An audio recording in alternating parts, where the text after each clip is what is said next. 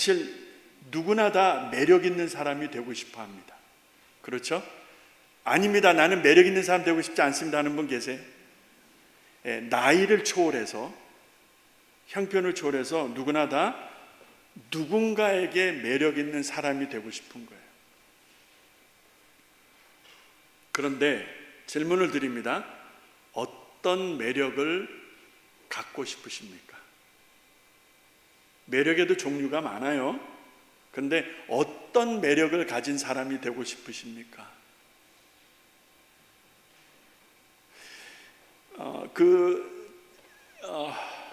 한자어를 좀 올려주시겠습니까? 이게 무슨 자인지 혹시 아시겠습니까? 힘력자는 다 아실 거고, 앞에 자가 뭐죠? 그게 매자입니다. 매력할 때 한자어로 저렇게 쓰는데, 저 매가 도깨비 매자라는 매자입니다. 매력, 도깨비 매력, 도깨비의 힘, 도깨비 매니까 직역하게 되면 도깨비같이 사람을 끌어당기는 힘, 이런 뜻입니다.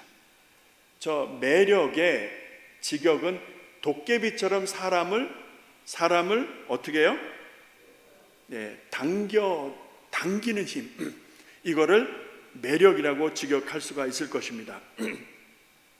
남녀노소를 막론하고 앞서 말씀드린 대로 나이와도 상관없이 매력 있는 사람이 되고 싶은데, 누군가에게 관심 있고 누군가에게 끌림이 있는 그런 인생이고 싶은데, 근데 여기에 문제가 하나 있어요. 무슨 문제인가 보니까 어떤 사람은 매력인데 어떤 사람에게는 극혐오야. 이해가 되십니까? 어떤 사람은 아니다라고 하는데 어떤 사람은 기다, 이 말이요.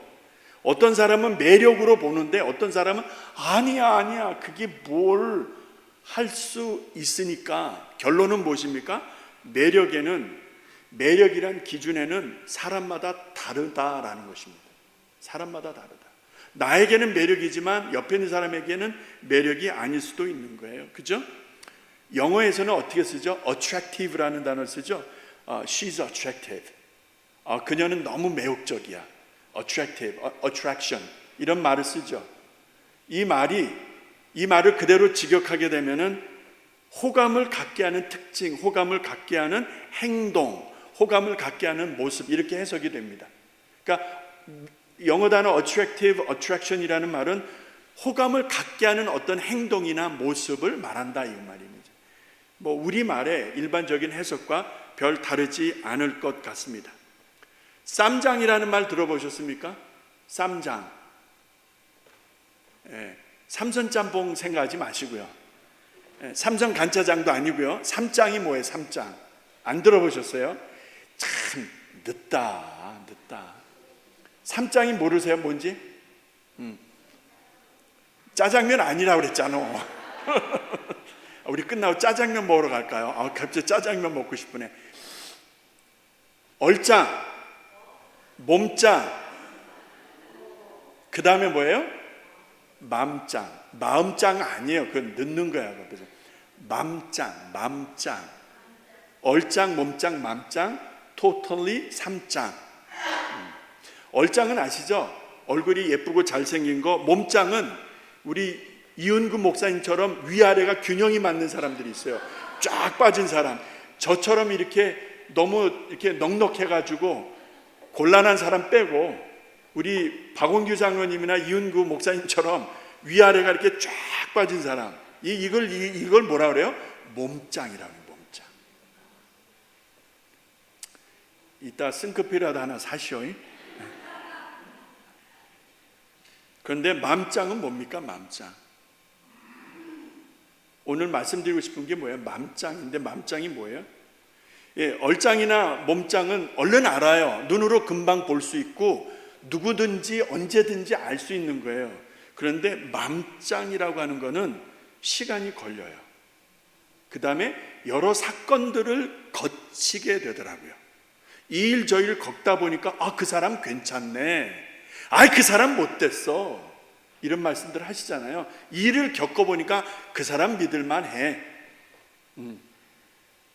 그래서 맘짱을 어떻게 알 수 있는가? 쉽지가 않아요. 오랜 시간을 통해서, 그리고 어떤 사건들을 통해서 그 사람의 마음을 느끼고 알 수가 있으니까. 그러니까 이 마음이라는 영역은요, 너무 깊어서 외부인이 이렇게 다른 사람들이 쉽게 터치하고 알 수 있고 그러지를 못한다는 것이죠. 열길 물속은 알아도, 그러면 딱 나오셔야죠. 열길 물속은 알아도 한길 사람의 속은 안다 모른다. 모른다. 여러분 보세요. 열길 물속은 안돼요. 근데 한길 물속 사람의 속은 모른다는 거예요. 옆에 있는 사람 마음 압니까?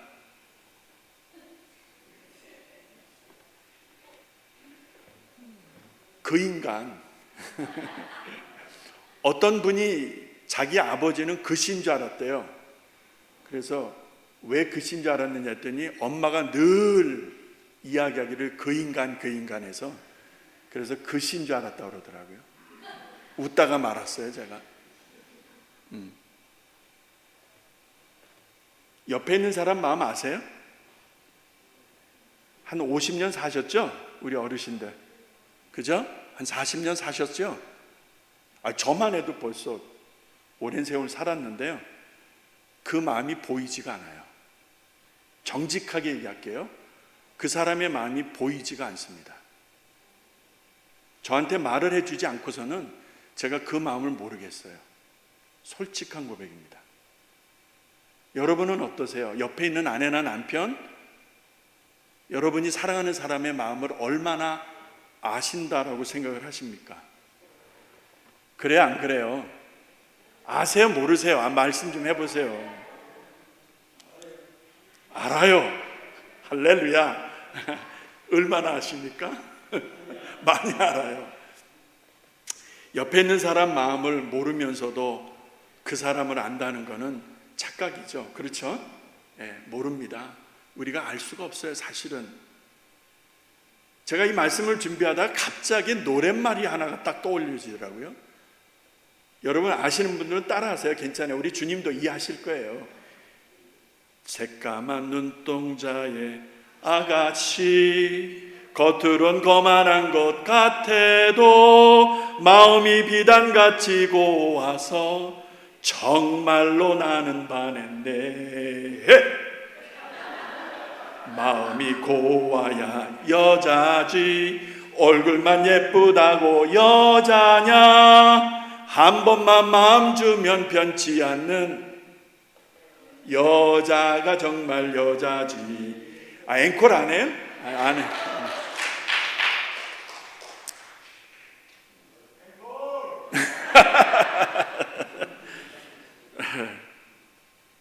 모두들 얼굴에만 신경 써요. 그래서 얼굴에만 신경 쓴다는 말은요, 제 아내를 보니까 맨날 거울 앞에서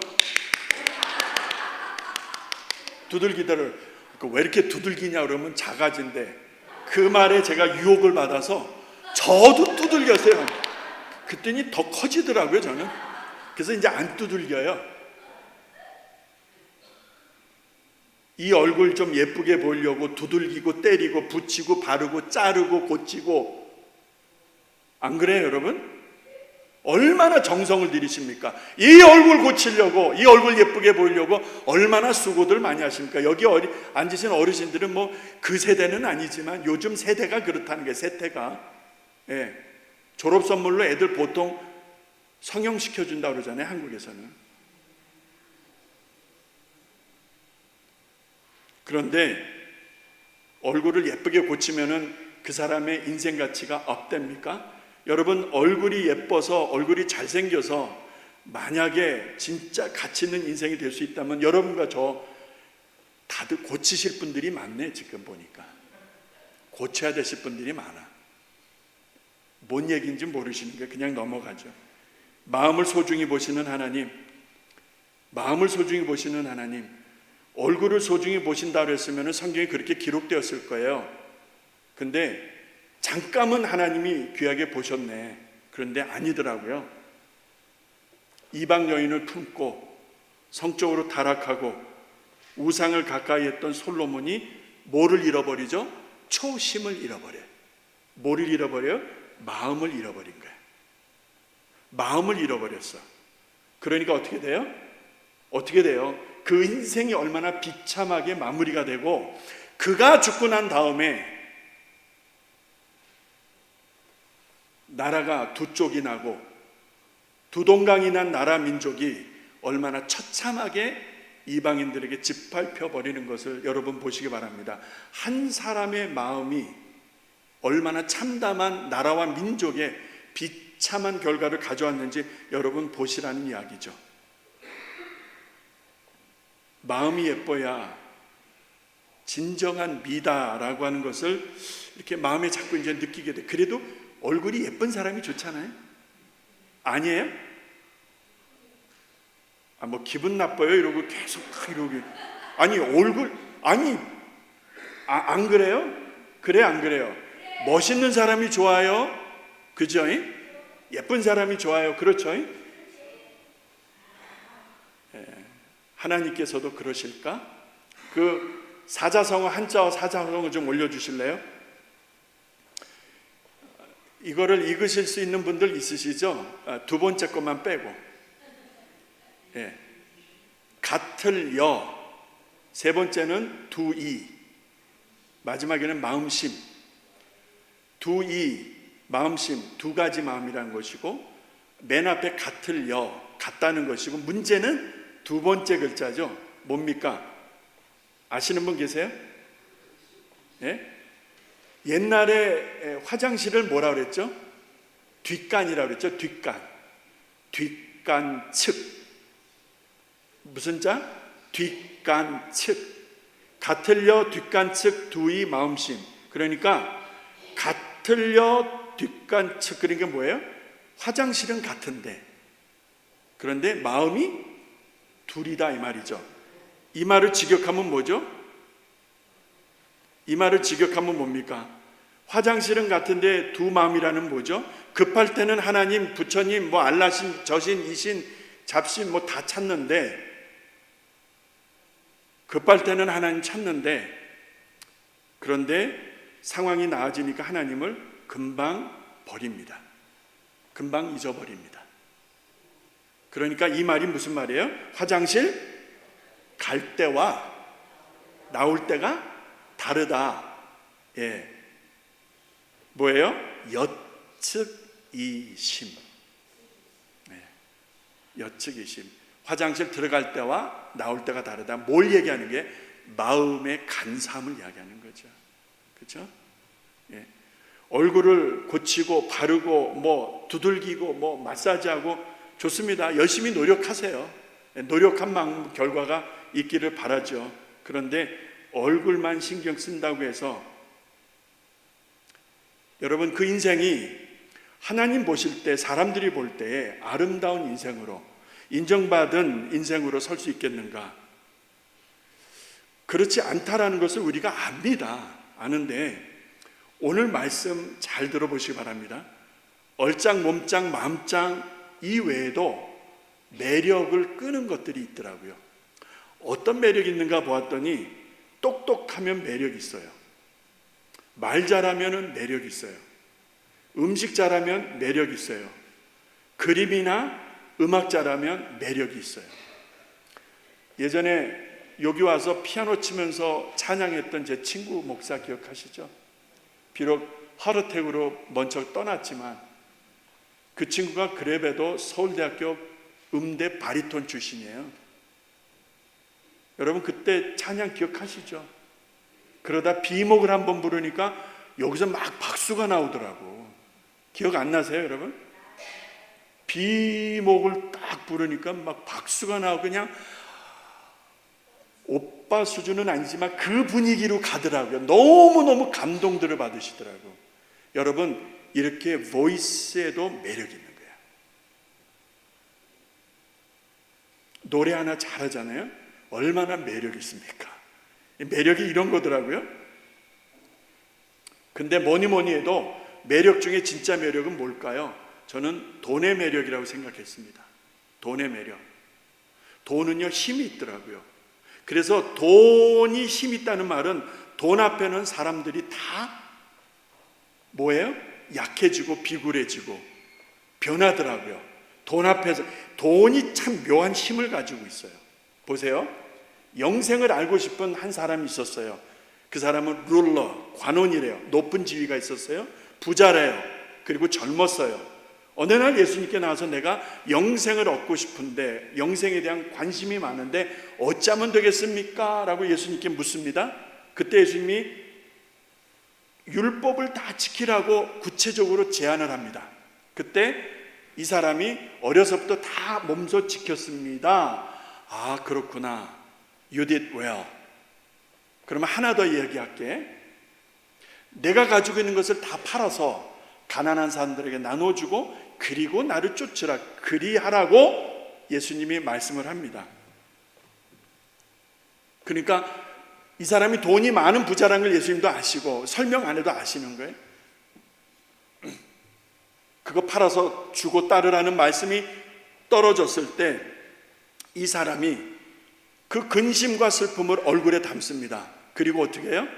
그 자리를 떠나가죠. 이 사람에게는 돈이 하나님이었던 거죠. 결과가 그렇게 우리에게 말씀해 주고 있습니다. 그 사람에게는 하나님보다 더 소중한 것이 없었어요. 그 일생일대의 절호의 기회를 여러분, 그가 가진 돈 때문에 버리고 떠나는 뒷모습을 바라보는 예수님의 마음이 어떠셨을까? 좋은 집, 좋은 차, 명품 시계와 가방, 명품 신발과 옷들, 요즘 세상과 잘 어울리는 것들이죠. 그런데 이런 것들을 입고 치장하고 바르고 두르고 해서 내 인생이 명품 인생이 될 수 있다면 여러분과 제가 부지런히 좋은 거 사서 끼고 입고 바르고 해야 하겠죠. 명품 인생이 그렇게 될 수 있는 것일까? 여러분과 제가 분명히 아는 것은 아니다라는 것이죠. 그런 것들로 값비싼 것으로 둘른다 해서 내 인생이 명품 인생이 되는 게 아니다라는 거예요. 로마서 12장 1절에서 그 방법을 예수님이 제시하는데 사도 바울을 통해서 이렇게 증거하게 하시죠. 너희는 마음을 새롭게 함으로 변화를 받아 하나님의 선하시고 기뻐하시고 온전하신 뜻이 무엇인지 분별하도록 하라라는 말 아시죠? 근데 이 앞에 조건이 하나 붙었어요. 마음을 새롭게 함으로 변화를 받아야 되고 하나님의 뜻을 분별해야 되는데 이 전에 해야 될 것이 있었어요. 뭔지 아시죠? 너희는 이 세대를 본받지 말고 라는 말입니다. 이 세대를 따라가면은 마음의 변화를 일으킬 수 없고 마음의 변화가 불가능할 것이고 마음의 변화가 없으면 하나님의 뜻을 분별할 수, 깨달을 수 없다라는 단언입니다. 교회 다닌다고 해서 하나님 뜻을 아는 줄 아세요? 천만의 말씀요. 직분을 받았다고 해서 하나님의 뜻을 안다고요? 만만의 말씀이요. 전혀 상관이 없습니다. 교회를 다녀도 직분을 가졌어도 하나님의 뜻과는 무관하게 사는 사람들이 많기 때문에 하나님의 뜻을 누가 알 수 있어요? 이 세대를 본받지 않는 사람, 그래서 내 영혼이 변화된 사람들이 하나님의 뜻을 담을 수 있는 거죠. 마음의 변화를 갖지 않으면 그러기 위해서는 이 세대를 거부해야 되는 것이죠. 사람들이 명품을 쫓아갈 때에 좋은 집, 좋은 차를 따라갈 때에 내가 거부할 수 있겠는가? 다들 그 차 타니까 나도 그 차 타잖아요. 안 그래요, 여러분? 세상이 만들어 놓은 그런 행복의 조건들, 돈이 맛이 있어요. 이 맛을 안 이 세대가 그 돈 맛에 다 취했다는 것이죠. 아니라 하시겠습니까? 하나님의 뜻을 분별할 수 없는 건 당연한 결과이죠. 결코 할 수 없습니다. 하나님의 뜻을 그렇게 아무나 깨닫고 알 수가 있는 것이 아니기 때문에. 그래서 이 세대를 가리켜서 황금이면 만능이라고 하는 것입니다. 제가 늘 강조하지만 돈이 하나님이 된 세상입니다. 황금, 돈, 만능, you can do, money can do everything. 돈이면 다 되거든요. 그러니까 돈 딱 쥐고 있는 거예요. 하나님하고는 상관없이 내가 딱 쥐고 있는 게 있거든. 이런 세상에서 여러분과 제가 살고 있는 거예요. 이런 세상에서. 이렇게 참으로 믿음 지키기가 어려운 세상에서 여러분과 제가 살아가고 있다 이 말입니다. 본론 겸 결론으로 갑니다. 오늘은 말씀과 사명 시리즈 9번째 시간입니다. 이제 다음 시간으로 끝을 내는데, 다음 시간에는 하나님의 겸손 나사렛 예수라고 하는 제목으로 말씀 나눌 거예요. 주보에는 본문이 잘못 기재되어 있습니다. 원래 빌립보서인데 잘못 기재된 것입니다. 예수님의 겸손을 통해서 우리에게 주시는 지혜를 얻을 것입니다. 결론으로 오늘 말씀 9번째, 여러분과 제가 읽은 사도행전 16장에서 한 여인을 만나게 돼요. 그 여인이 누구죠? 루디아입니다. 루디아. 원래 루디아는 역사학자들에 의하면 지명 이름이에요. 막달라 마리아, 나사렛 예수, 나사렛이란 동네에서 자란 예수, 막달라 마리아. 무슨 말씀인지 아시겠죠? 앞에 지명이 붙어요. 왜? 이름들이 같기 때문에 지명을 통해서 구분하는 그런 게 있었거든요. 루디아라는 것도 지명으로 알려지고 있습니다. 이 여인이 왜 대단한가 보았더니 얼짱도 몸짱도 아니고, 저는 몸짱이다, 사람들이 얼짱이다 이렇게 말할 수 있지만 저는 그녀의 마음을 보게 되었습니다. 오늘 성경을 통해서, 오늘 16장을 통해서 이 여인의 마음이 얼마나 크고 깊고 그리고 정말 적극적인지 여러분과 제가 정말 닮고 싶은 사람입니다. 여러분과 제가 정말 닮아야 될 좋은 영적 롤 모델이 되고 있다는 것이죠. 한마디로 그 여인은 자주장사, 요즘으로 치자면 옷감장사를 하는 비즈니스 워먼이었어요. 얼마나 바빴는지 아시죠? 빌립보로 왜 와 있었느냐? 그 비즈니스를 확대하기 위한 비즈니스 관계로 왔다라고 하는 학자들의 근거 있는 제시를 보게 되었습니다. 어쨌든 어떤 이유든 간에 이 여인이 빌립보에 와 있었습니다. 오늘 말씀 14절에 보니까 두아디라 성 자주장사로 하나님을 공경하는 루디아라는 여자, 이렇게 나옵니다. 그 사진 좀 올려주시겠어요? 지도 1부 때 보니까 이게 흐려서 안 나오는데, 여러분 여기가 예루살렘, 여기가 시리아, 그 다음에 여기가 지금의 터키, 여기가 그리스. 이 터키 지방의 해변 쪽에 그 소아시아 7교회들이 있는데 여기가 바로 두아디라입니다. 두아디라 지역의 첫 성이 빌립보다, 이렇게 말씀을 하고 있습니다. 그러니까 대략 그 지금의 터키의 북쪽 지방, 서북쪽 지방이다. 그러니까 이렇게 이해하시면 되겠습니다. 여기에서 사도 바울이 방문하게 되었고 그곳에 와 있었던 루디아라고 하는 여인과의 만남이 이루어지게 된 것입니다. 비즈니스 차 와 있었을 그 여인이 말씀을 전하는 사도 바울의 말씀을 듣게 되는데, 오늘 말씀을 보니까 14절에 보니까 하나님을 공경하는 루디아라고 이렇게 소개를 합니다. 자, 이방 땅에서 이방 여인이 어찌 하나님을 공경할 수 있었을까? 어떻게 해서 이스라엘의 하나님을 알 수 있었을까? 여러 가지 추측이 가능하지만, 여러분 유대 민족들한테는 회당이라는 게 있었죠. 원래 예루살렘 안에서는 회당이라는 것보다는 바벨론의 포로로 끌려가서 나라와 민족이 멸망당하고 성전이 불타버리고 없어지고 난 다음에 바벨론의 포로로 끌려가서 포로 생활을 할 때에 이 민족이 하나님을 예배하고 하나님을 기억하고 하나님의 말씀을 듣고자 해서 동네마다 교회당을 지은 거예요. 이것을 시나고그, 회당이라고 명명한다면 그 회당을 통해서 하나님의 말씀을 들었을 것이다 라고 추측하는 거예요. 누가? 루디아가. 그래서 기본적으로 이스라엘의 하나님에 대한 이해를 가지고 있었는데, 말씀을 증언하는, 복음을 증언하는 나사렛 예수가 죽었지만 그가 그리스도, 우리의 구원자라는 이 사실을 듣게 되었다 이 말입니다. 할렐루야. 믿음은 어디에서 난다고요? 믿음은 어디에서 나요? 들음에서 나는데 무엇을 들어야 돼요? 하나님의 말씀이라고 했죠. 로마서 10장 17절 말씀.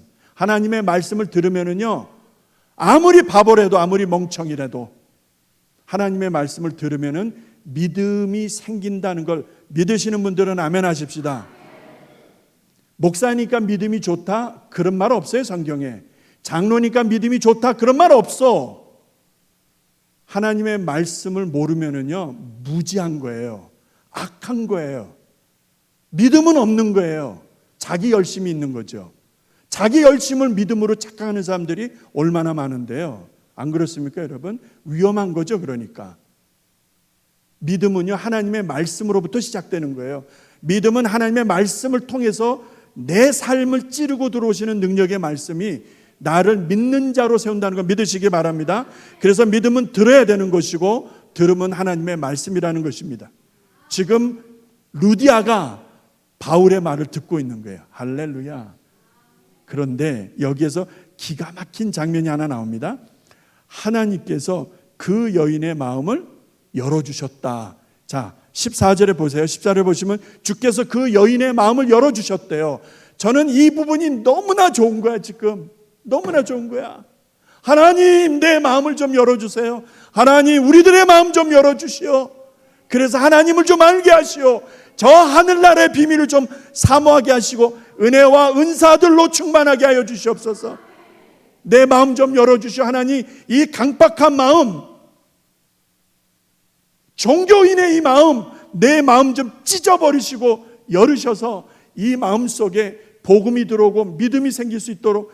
여러분 얼마나 간절히 기도합니까? 오늘 보니까 이 루디아가 하나님의 말씀을 그냥 청종해서 듣는 것이 아니라, 바울의 말씀을 그냥 열심히 써서 듣는 게 아니라 하나님이 그 여인의 마음을 열어주셨다는 거예요. 할렐루야. 하나님이 그 여인의 마음을 만지시는 거예요. 하나님이 그 여인의 마음을 열어주시니까 사도 바울이 증언하는 말을 그대로 듣는 거예요. 여기서 깨달은 게 뭔지 아십니까? 하나님이 나를 도와주시지 않으면 나는 예배 드리는 자가 아니다. 하나님이 나를 도와주시지 않으면 나는 목사가 못 된다. 하나님이 나를 도와주시지 않으면 나는 기도 한마디도 할 수 없다. 하나님이 내 마음을 열어주시지 않으면 하나님의 교회를 사랑할 수 없다라는 결론입니다. 하나님이 내 마음을 열어주시고 내 마음을 지켜주실 때에 여러분 우리가 믿음 생활을 할 수 있는 거 믿으시기 바랍니다. 하찮은 여인이잖아요. 이방 여인이잖아요. 그런데 그 여인의 마음을 열어주시고 있잖아. 근데 이 여인의 마음을 열어주시는, 루디아의 마음을 열어주시는 하나님이 어떤 분이세요? 홍해를 가르신 분이세요. 광야에서 그 오랜 시간 만당과 메추라기로 먹이신 하나님이세요. 사악한 아멜렉을 쳐서 이기게 하셨어요. 물로 불평할 때 바위를 쳐서 생수가 터지게 하신 하나님, 그 전지전능하신 하나님이 지금 하찮은 여인의 마음을 만지고 계신 것을 보시기 바랍니다. 기가 막힌 거예요. 여러분이 사모하면, 여러분이 하나님께 집중하고 하나님의 은혜를 사모한다면 하나님은 그런 자의 마음, 그런 여러분의 마음을 만지시고 여러분 마음이 열리면은요, 하나님 나라의 신령한 은혜들, 은사들이 내 안에서 경험되어지는 거 믿으시기 바랍니다. 하나님이 내게 뭐가 필요한지 아세요. 내게 어떤 은혜가 있어야 되고 어떤 은사로 채워져야 되는지 하나님이 더 잘 아신다 이 말이요. 내가 설명해서 알아야 되는 그런 하나님이 아니다 이 말입니다. 하나님 다 알고 계세요. 문제는 내가 하나님을 집중하고 사모하면은 하나님이 내 마음 속에, 내 심장 속에, 내 삶 속에 역사하시는 건 믿으시기 바랍니다. 하루 24시간 1년 365일 어떻게 내가 나를 지킬 수 있어요? 하나님이 지켜주셔야지. 어떻게 하루 24시간 내가 내 생업을 지킬 수 있어요? 어떻게 하루 24시간 내가 내 자식들을 지킬 수 있어요? 하나님이 지켜주셔야지. 하나님은 그렇게 하실 수 있다 믿으시기 바랍니다. 여기서 생각나는 성경 구절이 있더라고요. 고린도전서 3장 5절로 7절 말씀. 왜 이 말씀이 생각나는지 들어보세요. 아볼로는 무엇이뇨? 바울은 무엇이뇨? 저희는 주께서 각각 주신 대로 너희로 하여금 믿게 한 사역자들이니라. 고린도전서 3장 5절 말씀. 6절 말씀. 나는 심었고 아볼로는 물을 주었으되 오직 하나님이 자라게 하셨느니라. 잘 들으세요. 그런즉 심는 이는 물 주는 이는 아무것도 아니로되 오직 자라게 하시는 하나님이다. 이 말씀 집중하시기 바랍니다. 목사의 역할이 중요한 것 같죠? 장로의 역할이 중요한 것 같죠? 선교사의 역할이 중요한 것 같죠? 부흥사의 역할이 중요한 것 같죠? 맞아요. 중요해요. 그런데 잘하게 하시는 이가 누구냐? 하나님이라는 거 믿으시기 바랍니다. 마음의 문을 열어주시고 듣는 말씀이 씨앗이 되어서 그것이 믿음이 되어 믿음으로 자라게 하시는 이가 바울도 아니고 아볼로도 아니다 이 말이요. 근데 바울과 아볼로가 하나님 노릇하면 어떻게 할 뻔했어요? 만약에 바울과 아볼로가 교만해서 하나님 노릇했다면 어떻게 될 뻔했느냐 이 말입니다. 인간들이 그렇게 교만해요. 뭐 좀 하나 하고 자기가 한 것처럼 자기 명함 내미는 사람들, 하나님이 결코 기뻐하시지 않죠. 하나님이 하셨어요. 할렐루야. 하나님 우리 교회 여기까지 인도하셨어요. 할렐루야. 우리 교회 담임 목사는 누구예요? 하나님이시죠. 할렐루야. 저라고 하면 안 되죠. 그런 질문 안 하죠. 제가 하나님이 담임 목사이시고 하나님이 당회장이시고 하나님이 이 교회 주인이시다 믿으시면 아멘 하십시다. 말씀을 듣고 있는 루디아에게 그 마음을 열어주시고 그 듣는 복음이 그 여인의 마음을 막 그냥 뭐라 그럴까, 이게 스터링 한다고 그러죠. 막 그냥 뒤집어 엎는 거예요. 지금 오늘 여러분과 제가 사모만 하면, 하나님 나도 루디아처럼, 하나님 나 좀 루디아처럼 내 심장을 열어주시고 내 교만을 열어주시고 내 종교 생활을 열어주셔서 하나님 좀 알게 해주시오. 여러분이 진솔하게 그 마음을 가지고 그렇게 주님을 바라본다면 오늘 주님이 여러분의 마음을 만지시는 거 믿으시기 바랍니다. 하나님이 마음의 문을 열어주셔야 말씀이 들려요. 아, 오늘 목사가 참 열나게 하는구나. 목사가 오늘 요즘 기도 안 하고 좀 말씀 준비하는 게 영 현찮네. 앉아서 평가하는 사람들이 될 수 있을 거예요. 하나님의 말씀을 듣고 믿음대로 사는 것은 다른 차원이죠. 누가 예배할 수 있습니까? 아무나 예배할 수 있습니까? 교회당에 오면 예배하는 것이 아니죠. 교회당에 와도 예배 안 드리는 사람 많았어요. 툭 치면서 가라지 문 닫았냐? 찌개불 껐니?